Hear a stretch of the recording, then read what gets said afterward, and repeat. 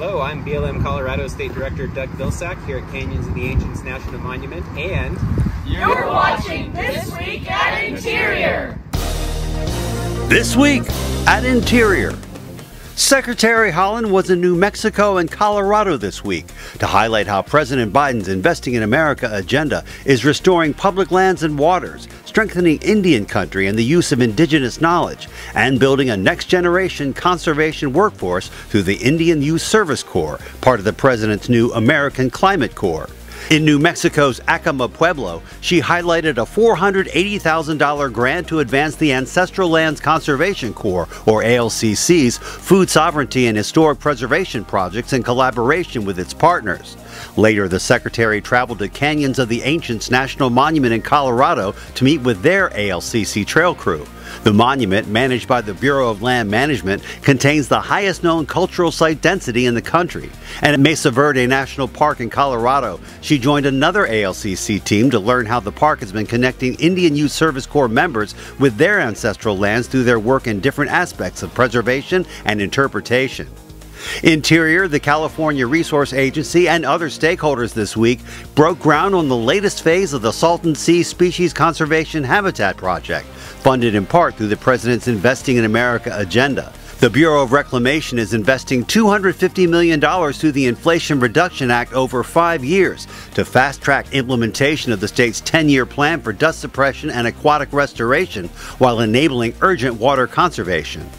Interior this week announced significant strides in expanding geothermal energy on public lands, an abundant clean energy resource with tremendous potential to help the country meet the Biden-Harris administration's goal of a carbon pollution-free power sector by 2035. Among the progress announced, the Bureau of Land Management approved the Fervo Cape Geothermal Power Project in Beaver County, Utah, which will use innovative technology to generate up to 2 gigawatts, enough to power 2 million homes. Interior this week signed 3 landmark agreements with Alaska Native tribes and corporations to advance coast stewardship and safeguard salmon within the Yukon, Kuskokwim, and Norton Sound regions through the department's Gravel to Gravel Keystone Initiative. The move also improves management of easements that provide access to public lands and waters across privately owned Ahtna lands.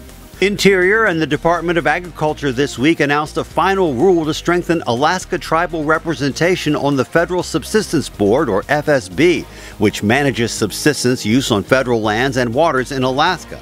The final changes to the FSB reflect the meaningful role of tribal consultation and the Biden-Harris administration's commitment to engaging directly with tribal leaders when making decisions that impact their communities. The U.S. Fish and Wildlife Service this week awarded more than $6.4 million to federally recognized tribes to benefit fish and wildlife resources and their habitats. This year's funding will support 35 tribes for conservation projects across 15 states, benefiting a wide range of wildlife and habitat, including species of cultural or traditional importance to indigenous communities.